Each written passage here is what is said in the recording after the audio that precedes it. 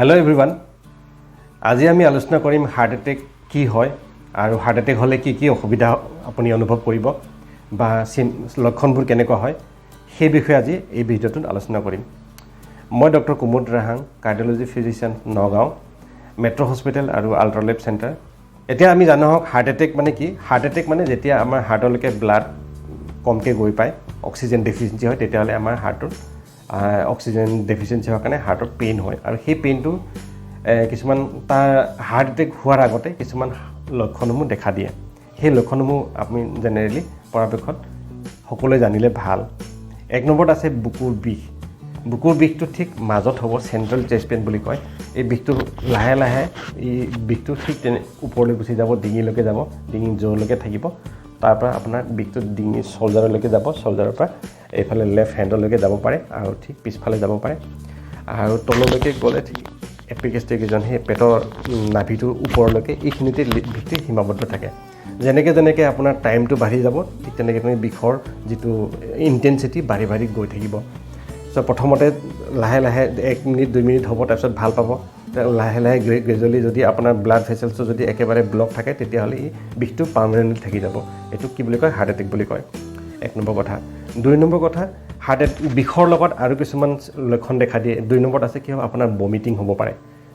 vomiting কেলে হ'ব পাৰে হাৰ্ট এটেকৰ কাৰণে আপোনাৰ ব্লাড প্ৰেছাৰ ডাউন হৈ আপোনাৰ বমিটিং হ'ব পাৰে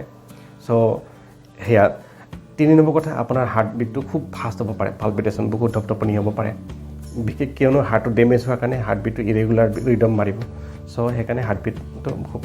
ফাষ্ট হ'ব 5 নম্বৰ কথা আপোনাৰ এই heart beat irregular heart beat হোৱাৰ কাৰণে আপোনাৰ উশাহ ল'বলৈ অসুবিধা হ'ব পাৰে একদম শ্বৰ্টনেছ অফ ব্ৰেথ হ'ব উশাহটো চুটি হৈ যাব যেন উশাহ নাইকিয়া হ'ব নেকি এনেকুৱা নিচিনা লাগিব 5 নম্বৰত আপোনাৰ বুকুখন খুব ভাৰী লাগিব খুব কোনোবাই যেন হেঁচি দিছে কোনোবাই যেন কম্প্ৰেছ কৰিছে হেঁচি দিছে কোনোবাই চিপি দিছে তেনেকুৱা ধৰণৰ বিষ এটা বুকুখন ভাৰী এটা ফিল হ'ব তাৰপিছত নেক্সট আহিলে 7 নম্বৰত আপোনাৰ পেটৰ বিষ হ'ব পাৰে আৰু 8 নম্বৰত মূৰ ঘূৰাই আপুনি পৰি যাব পাৰে আৰু উইদিন ফিউ মিনিটছ এঘণ্টাৰ ভিতৰত যদি আপোনালোকে একো ট্ৰিটমেণ্ট নকৰে মানুহজন ছাডেন কাৰ্ডিয়েক এৰেষ্টটো হৈ যাব পাৰে এয়া হৈছে হাৰ্ট এটেকৰ মুখ্য লক্ষণ